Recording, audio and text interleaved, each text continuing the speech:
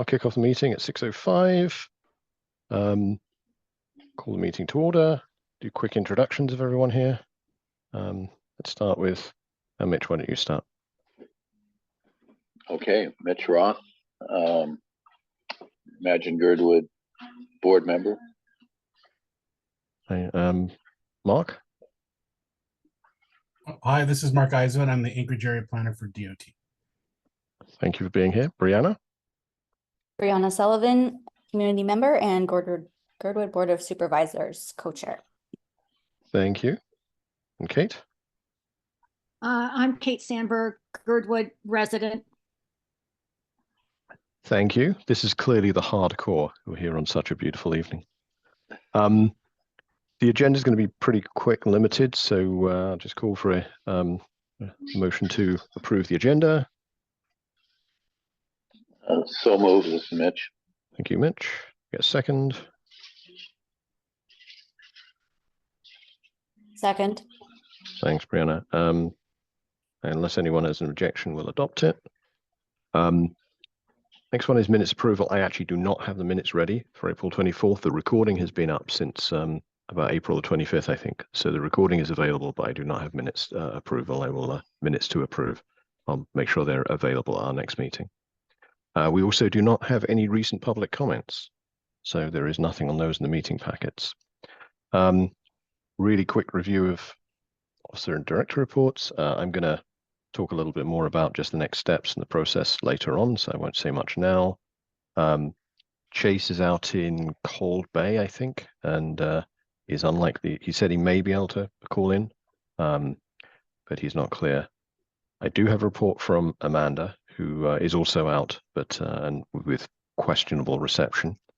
I will do that at the end. I think Shannon was also unavailable, the secretary, but we do have Mitch here. Do you have anything to report, Mitch? No, I don't have anything to report. Okay. In that case, on behalf of Amanda, I'll go to the meeting packet. Hopefully we can see this. Here we go. Treasurer's report. So Amanda's done quite a lot of work on this. There were some discrepancies between the records in that Girdwood Inc. had and we had. We resolved all of those in February, very early March. So by the beginning of March, everyone was comfortable with the account, with where our account balance was, which at the time was just under 56,000. Most of our costs have been invoiced for Huddle for actually generating the report. We had to pay $4,000 for the application fee to the municipality to have it adopted. There was some admin IT expenses, various administrative stuff. We got one donation, and then we also got hit with the printing costs. Part of the application requires 32 physical copies of the report, full color. So that cost a penny. So balance today is just under $4,300. There is a balance on the contract with Huddle of 23. So assuming that gets spent, if there are no other expenses, and there might be, we'll actually end up with a projected surplus, which is better than we originally thought. Originally, we expected to have a deficit, and we'd have to do some fundraising to catch up. But at the moment, it looks like we'll have a projected surplus. There are some things we'll discuss later that might incur some costs, but in general, it looks like we're going to end up slightly positive. We will have spent all of the grant money, but this surplus is from other donations. Okay, I think that was it. I'm going to go back to the agenda. Okay, go to item number 6, unfinished business. I'll just follow up on the art and photo contributions.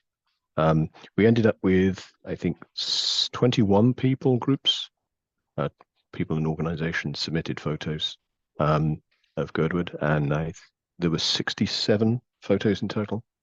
And many of those got included in the final version of the document, which I will show in a minute. Thank you to everyone who did that. I think it worked out very nicely. Amanda and Peyton did the selection of the final images. I will actually go to I'll go and show at least the main pages.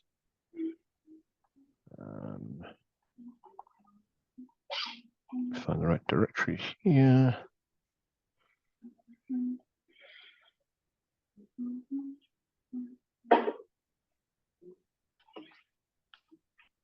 Yep. On the web page, actually, I'll go straight to the web page.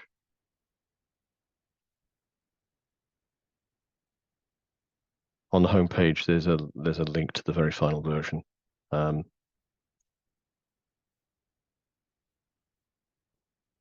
We have the actual documents that went along with the application, which probably no one is interested in. The plan itself, a couple of higher resolution maps of Girdwood Valley, the whole Girdwood Valley and the lower Girdwood Valley, and then the appendices, which are very similar to ones before.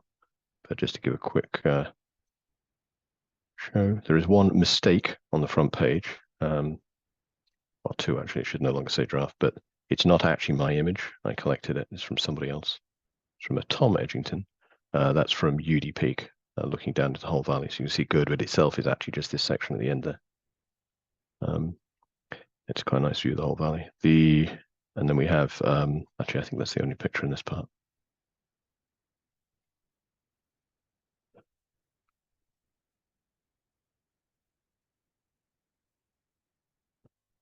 And then each section has a set of images at the beginning. And also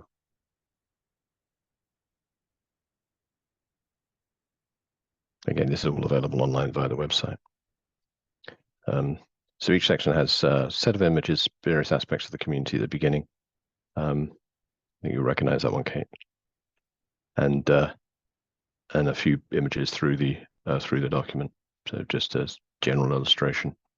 This is obviously mostly maps. There's a few others towards the latter part of it. So it provides some breakup and some color and gives a little flavor of the community. A lot of people doing stuff outdoors. Otherwise, the only other changes from the revised version, which we looked at in April, and this are a couple of technical edits. There were some issues with just images and widths of pages and some breaks, and a couple. I think one change to a map that one of the background maps that wasn't at the right resolution. Anyway, this is to be available for anyone who wants to look at it. It's a great picture from Alec. A couple of others we go through. This just gives a sense of just the illustrations. I'll just show the last one just for completeness.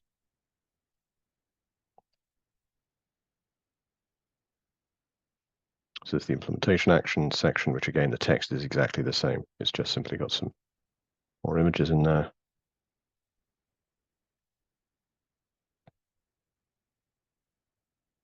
And as I said, there were two. These are the same maps. They're just at high resolution. And there will be digital versions of these. The actual underlying boundaries, so polygons and everything else will be available through the municipal website, through the municipal mapping process.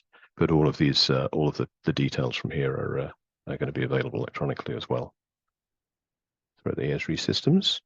And then this is the close-up. Again, this is exactly the same map as we saw in the at the end of the revision process in April, as was presented to GBOS.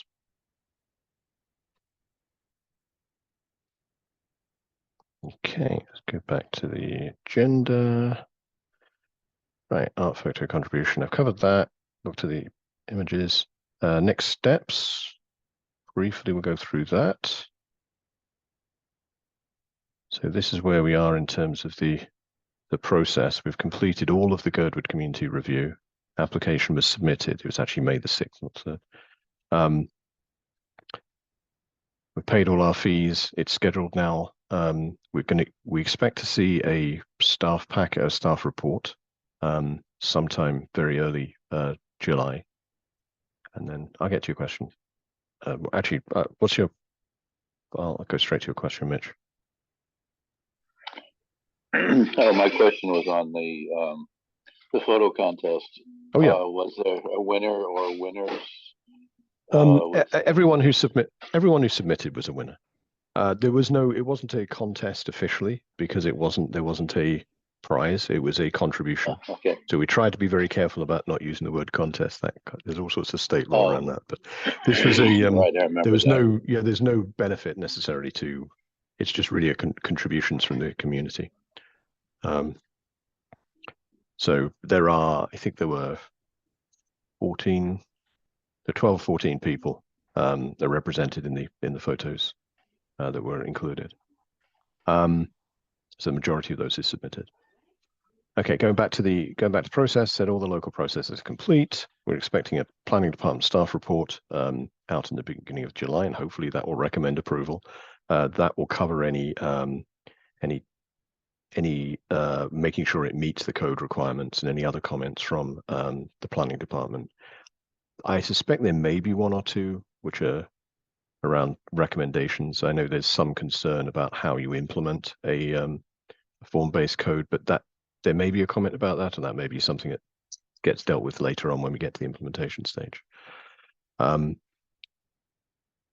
There's a planning and zoning commission public hearing on the 15th. Already, and now people can submit public comments through the case page, which I will show in a minute. So that will be available up to the 15th. People can turn up in person at 6:30 in Lusac Library on the 15th, or can contact you can contact the municipality beforehand, and there's a contact page, and request a telephony hearing, or to give your hearing by phone. So that's on the 15th. What we expect is there is actually a work session for an hour before that, from 5:30 to 6:30. That's just simply a one-way presentation. It's not, the public can attend, but they don't speak it during that.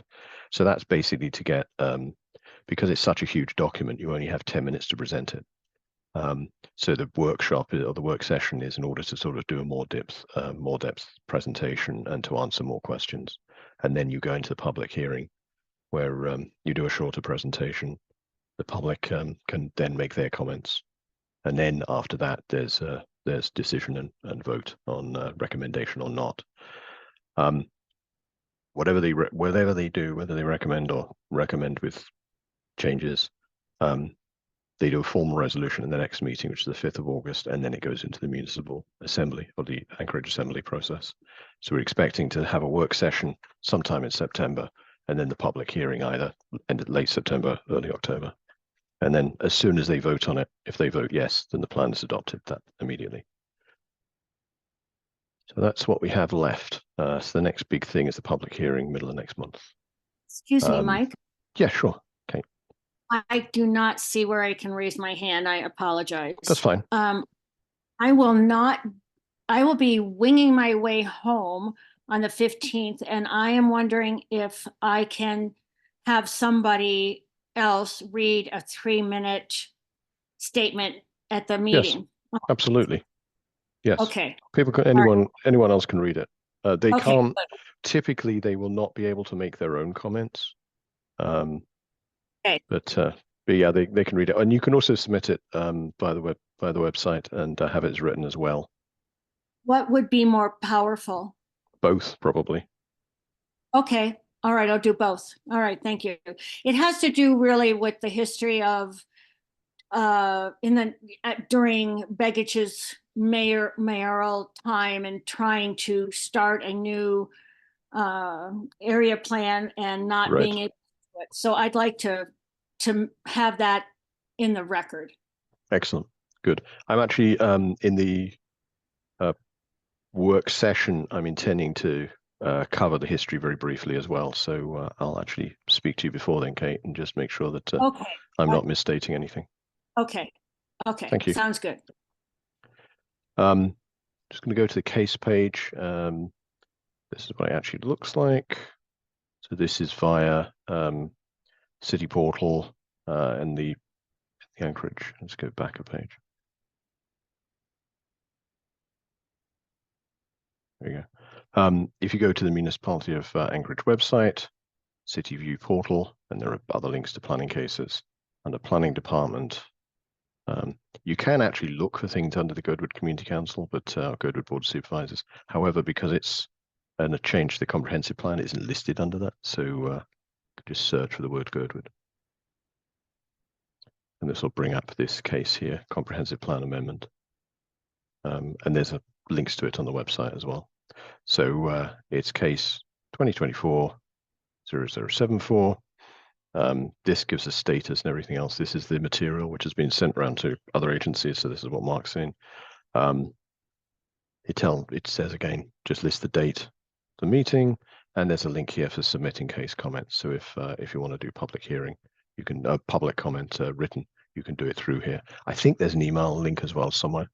Or maybe that only appears when the meeting agenda comes out. But anyone can submit public comments here. If these are submitted before the staff planning report comes out, they'll be referenced in the staff planning report, or at least acknowledged in the staff report. If they come out after that, then they become part of the record for the meeting, the public hearing meeting. Okay. I think that's everything in next steps and municipal adoption process. Any questions or thoughts or comments? Okay, we're going to move to item number 8, then new business. So as imagine, this is going to be we'll be having this conversation over multiple meetings. It won't just be now. But when we originally set up Imagine Girdwood, the intent. Oh, sorry, I just realized people are in the waiting room.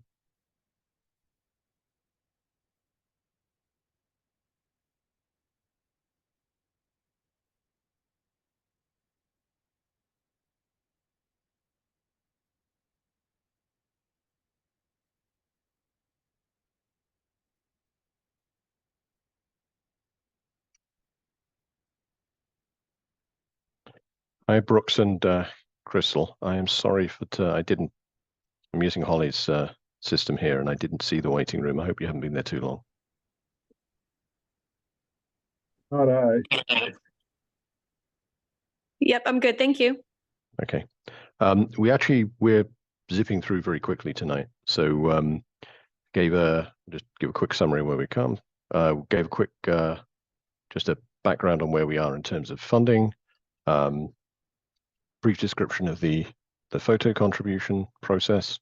21 different community members submitted 7 photos in total. They got pulled into the final version of the plan. The final version is basically exactly the same as the revised version, which we all saw in April, except some photos were added for color and illustration, and there were a couple of technical edits. I think one map resolution was improved, and there were a couple of changes like in paging and fonts and a couple of other bits and pieces, but absolutely nothing in terms of the content. It was submitted beginning of May. We're currently waiting. Joe, we'll go to the process just here. We're expecting a staff report early July. It's currently going through state and municipal agencies and departments for comments. Public comments can be made now through the planning page. And there'll be a public hearing on the 15th in front of planning and zoning. And then they officially adopt a resolution the following meeting, and then it goes into the assembly process. Planning City portal, which is here. So there's a link under the municipal webpage. If you go to planning department, if you go case information, it does not appear under the Girdwood Board of Supervisors link because it's a change to the comprehensive plan. But if you just type in Girdwood, you'll get.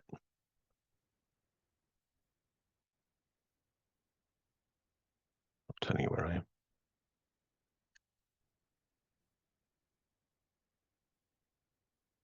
That's what I wanted to do. The second item here is the comprehensive plan amendment. This takes us to the planning stage. It gives you details on the meeting is. So we don't have a staff packet available yet. If you click here, submit case comments, you can submit written comments through this process. Okay, I think that's caught us up just about. Right, okay. So we were just starting item number 8, future Imagine Girdwood. So when Imagine Girdwood was first set up, the intent was to produce a comprehensive plan, get it adopted, then shut down. I think that's still the default. There are other things that will be done after the comprehensive plan is adopted. There's lots of work to be done. There's lots of work to be done on implementation. But I think we should definitely have a discussion about whether that is the thing that the body wants to do, or not. And then if it is the thing we want to do, we have some steps we have to take to do the shutdown. But the shutdown wouldn't happen until after the adoption. But I just wanted to see if anyone had any thoughts on that now, so we can start preparing things if necessary for either close down or not close down. So if anyone has any thoughts, then we'll be talking about this over a few meetings. If Hey, anyone Mike, has any, Mark Eisman. hi Mark. I had a thought about this actually last meeting. Yeah. I had thought about bringing it up, but I know your charter was basically just for this plan, right? Just for the Yes. But there are. Have you thought about maybe using the group and rechartering it as a? So there's things like you could do a resiliency plan for the area as well, and there's money from the federal government for that, and potentially other plan updates as well too. That's good to know. So I can drop a link for the promote grant. If you could, yeah. And this came out of the bilateral infrastructure bill. And they've got at least 3 more years of funding, 24, 25, 26. Within the grant, there will be $30 million a year for planning documents. And it's covered at 100% federal participation, meaning if you get the grant, you don't have to provide any match. Right, that's excellent. I don't know if the municipality is working on a resiliency plan at all. I haven't seen anything within AMATs as part of their planning documents. But I do know the state's working on a comprehensive, like statewide resiliency plan. And I know a lot of the villages have also taken advantage of this to work on resiliency plans. And once you have that resiliency plan in place, it opens up construction options within this grant as well for the construction portion of it. Okay. So then you could take advantage. I mean, if the plan takes 3 years, though, the money will be gone unless it gets renewed in another infrastructure bill. But so this is this just for transportation, or is it broader than that? So protect means promoting resiliency operations for transformative, effective, and cost-saving transportation. Okay. Which is a mouthful, right? Protect. It's supposed to protect. Yes. And I'd have to go back and look at all of but it's for basically looking at natural hazards in your transportation infrastructure, right? Which Okay. I think is called out in your comprehensive plan as Yes. you'd like to work on as well. Yeah, there are a few issues. I think that one of the things that's obviously there's issues around tsunami resilience, there's issues around flooding in general, Earthquakes, and avalanches. yeah, earthquakes, avalanches, yeah. Yeah. You have a lot of and also, hazards. yeah, So- one discussion we're having a lot at the moment is about there's a couple of levees in town, both of which are quite critical, and neither of them are in wonderful condition. And nobody has any. Well, I'm not sure if nobody has responsibility for them if that's exactly. Nobody would. Why would you? But yeah, I'm just looking. That's great. So the bill establishes protect to make surface transportation more resilient to natural hazards, including climate change, sea level rise, flooding, extreme weather events, and other natural disasters through supporting planning activities, resiliency improvements, community resilience, and evacuation routes, and at-risk coastal infrastructure. So honestly, if you were to do a resiliency plan, I think this would cover levees as potential. Well, it definitely ties into flooding and the impact of climate change and changes in the predicted precipitation here. That's great. With the Board of Supervisors as well. It's not currently open, but they've only awarded 2022, 2023 money. So there still should be 24 through 26 money. And the discretionary grant pot is $300 million a year. That includes construction. And then, so it'll be $30 million for planning and $170 million for construction projects. That's nationwide. Yeah, it'd be competitive nationwide. Yeah. But I think I'd have to go back and look at the awards, but a lot of the resiliency plans weren't super expensive, right, to produce, and I think I can't say they gave everybody who applied a grant, but they awarded a lot of money and a lot of planning products. So Thank you. So Yeah. that's another thing to consider, as well as some of the very local, there's some very specific things we called out for implementation. Yeah. And like the changes in zoning and things like that. But this is another great thing. I know resiliency is definitely part of it. There was I think there was FEMA money as well that came to the municipality for looking at hazard mitigation, or at least for maybe it was hazard identification.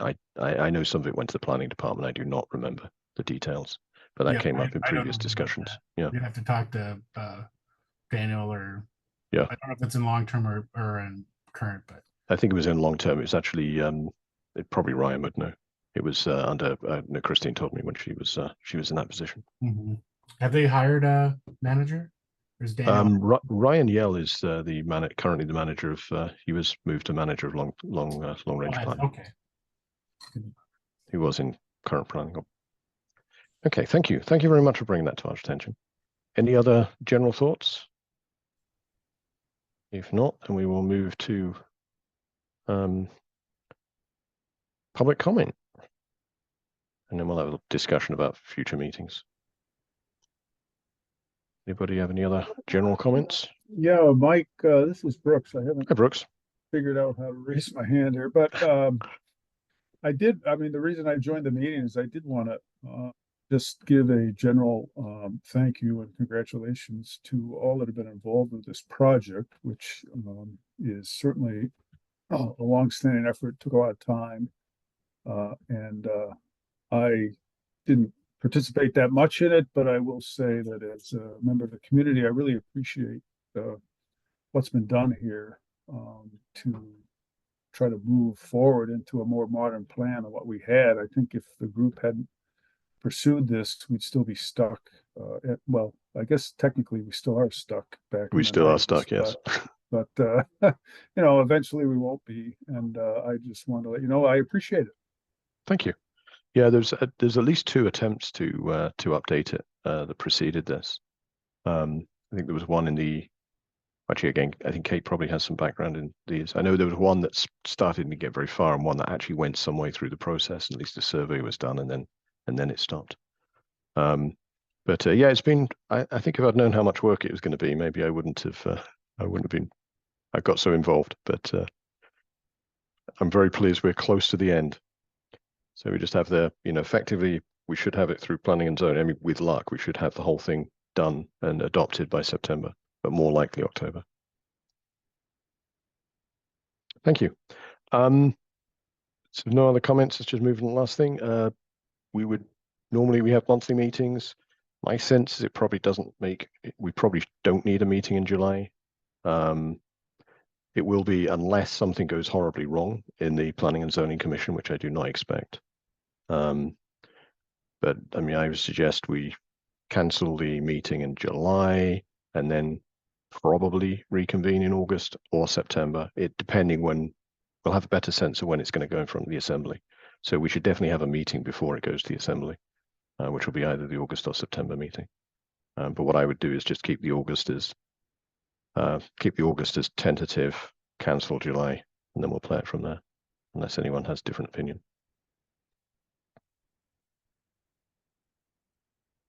There's no disagreement. We will just agree on cancelling July then and reconvening in August. And hi, Shannon, as well. Sorry, I should have acknowledged you when you jumped in.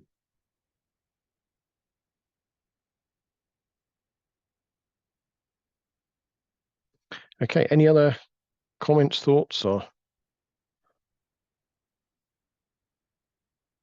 if not, I'm going to call for an adjournment, and then we can go out and enjoy the rest of the night, the evening, really.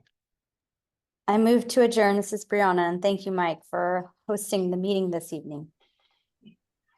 Thank you, Brianna. I'm going to assume there's a second. Thanks, everybody.